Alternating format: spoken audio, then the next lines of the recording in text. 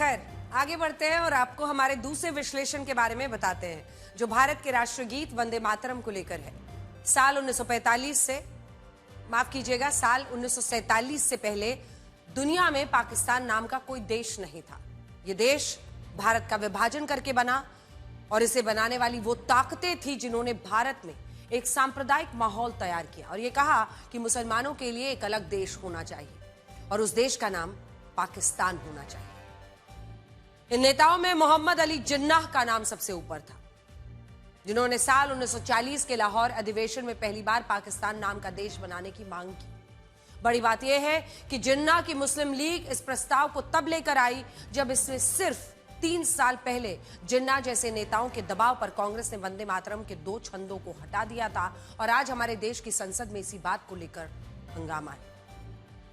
बड़ी बात यह है कि इस बहस ने अब एक नए मुद्दे को जन्म दे दिया है और वो मुद्दा यह है कि साल 1937 से लेकर साल 2025 के बीच हमारे देश में वंदे मातरम को लेकर कितनी सोच बदली।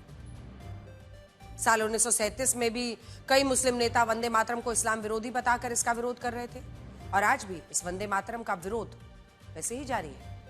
आज भी कुछ मुस्लिम नेताओं ने देश की संसद में खड़े होकर वंदे मातरम को अपनाने से ही इनकार कर दिया और इसीलिए यहां सवाल यही है कि अगर आज भी कई मुस्लिम नेताओं को वंदे मातरम से एलर्जी है तो फिर इस मुद्दे पर देश की संसद में बहस क्यों नहीं होनी चाहिए।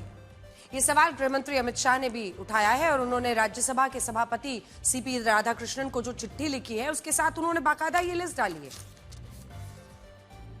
ये चिट्ठी आप अपने स्क्रीन पर देख रहे हैं और उसके बाद ये जो उसके साथ पेपर अटैच्ड है ये पेपर देखिए। इसमें उन्होंने साफ साफ लिखा है 9 ऐसे उदाहरण दिए हैं जब वंदे मातरम को विपक्ष के नेताओं ने नकारा है। ये कहा है कि जो सांसद वंदे मातरम को गाने से इनकार करते हैं उनके नाम राज्यसभा के रिकॉर्ड में दर्ज किए जाने चाहिए ताकि आने वाली पीढ़ियां ये जाने कि वो कौन से नेता थे जो साल 2025 में वंदे मातरम के 150 साल पूरे होने के बाद भी उसको गाने से धर्म के नाम पर कतराते थे। वो सूची मेरे हाथ में है जिसे गृहमंत्री अमित शाह ने आज सदन के पटल पर रखा है और ये बताया है कि कांग्रेस के सांसद इमरान मसूद, जिनका नाम सबसे पहले आप देख रहे हैं, नेशनल कॉन्फ्रेंस के सांसद आगा सैयद मेहदी, समाजवादी पार्टी के पूर्व सांसद शफीकुर रहमान बर्क, समाजवादी पार्टी के मौजूदा सांसद जियाउर रहमान बर्क, कांग्रेस विधायक आरिफ मसूद, कांग्रेस नेता सिद्धारमैया और आरजेडी विधायक सऊद आलम ने वंदे मातरम गाने से इनकार किया है। लिस्ट आपके सामने। गृह मंत्री अमित शाह जब राज्यसभा में ये कह रहे थे कि विपक्ष के इंडिया गठबंधन के कई नेता वंदे मातरम को गाने से इनकार कर चुके हैं, तब कांग्रेस नेता जयराम रमेश ने उनसे प्रमाण मांगा और इसके बाद सूची सदन के पटल पर रखने की बात की गृह मंत्री ने और फिर शाम होते होते उन्होंने कहा ये लिस्ट उन्होंने दे दी। जब वंदे मातरम की गान की शुरुआत कर रहे थे उस वक्त भी मैं नाम देना नहीं चाहता, वरना औचित्य के सवाल उठाएंगे, कुछ टेक्निकल मुद्दे उठाएंगे, मगर इंडी अलायंस के ढेर सारे लोगों ने, मेरे पास नाम की सूची है, इनको आपत्ति नहीं हो तो मैं पढ़ सकता हूं, ढेर सारे लोगों ने कहा था कि हम वंदे मातरम नहीं गाएंगे, ना बोल दिया। और मैंने मेरी आंख से देखा है कई सारे सदस्य वंदे मातरम होता है तो वंदे मातरम के गान के पहले संसद में बैठे होते हैं तो भी खड़े होकर बाहर चले जाते हैं। मैं आपको विश्वास से कह सकता हूं मान्यवर, ये कह रहे हैं कि कांग्रेस पार्टी पर झूठे आरोप लगाए। मैं विश्वास से कह रहा हूं भारतीय जनता पार्टी का एक भी सदस्य वंदे मातरम के गान के वक्त सम्मान के साथ खड़ा न हो, ऐसा हो ही नहीं सकता। अब आप उन नेताओं को सुनिए जिन्होंने देश की संसद में ये कहा है कि वो वंदे मातरम को कभी नहीं गाएंगे। एआईएमआईएम के अध्यक्ष असदुद्दीन ओवैसी, जम्मू कश्मीर नेशनल कॉन्फ्रेंस के सांसद आगा सैयद मेहदी, कांग्रेस सांसद इमरान मसूद, समाजवादी पार्टी की सांसद इकरा हसन ने भी कहा है कि वंदे मातरम में हुआ संशोधन सही था और इस पर आज बहस कराने की कोई आवश्यकता नहीं। सुनिए। सदन में इतिहास को तोड़ मरोड़ कर पेश करके फिर से मुस्लिम तुष्टीकरण के नाम पर भारतीय मुसलमानों को कटघरे में खड़े करने की कोशिश की जा रही है। हम भारतीय मुसलमान इंडियंस बाय चॉइस हैं, बाय चांस नहीं। वंदे मातरम के किन छंदों को राष्ट्रीय गीत के तौर पर अपनाया जाए, यह फैसला सर रविंद्रनाथ टैगोर और सुभाष चंद्र बोस जी जैसे नेताओं के परामर्श के बाद हुआ।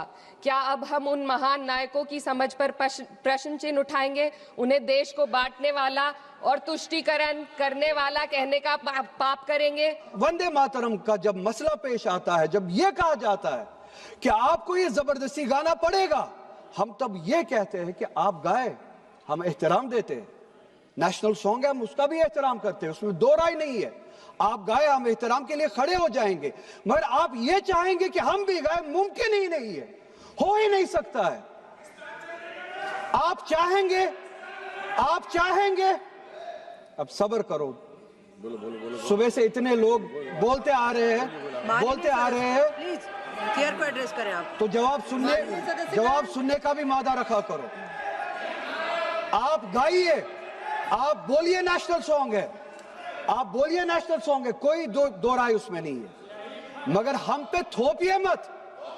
कॉन्स्टिट्यूशन इस चीज की हमें आजादी देता है। मैडम, भारत एक चमन है जहां पर हर फूल को खिलना चाहिए, और अगर कोई इस फूल के अगर पूरे फूल खिलेंगे तो उसकी खुशबू से ये वतन मौतर होगा। मगर अगर इस चमन का माली ये कहेगा कि एक ही फूल खिलेगा, तो मैं जिम्मेदारी के साथ कह रहा हूं, अगर एक ही फूल खिलेगा तो वो सहरा बन जाएगा और माली नहीं रहेगा, वो जल्लाद कहलाएगा। तो इसीलिए मैडम, हम उम्मीद करते हैं कि हुकूमत इस पर जोर जबर ना करे।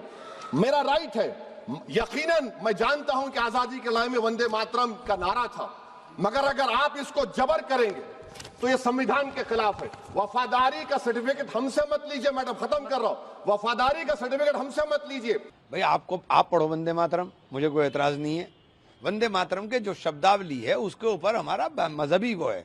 मैं आपसे नहीं कह सकता कि आप नमाज पढ़ो, मैं आपको कह दूंगा कि नमाज पढ़ो, आप नहीं कह सकता।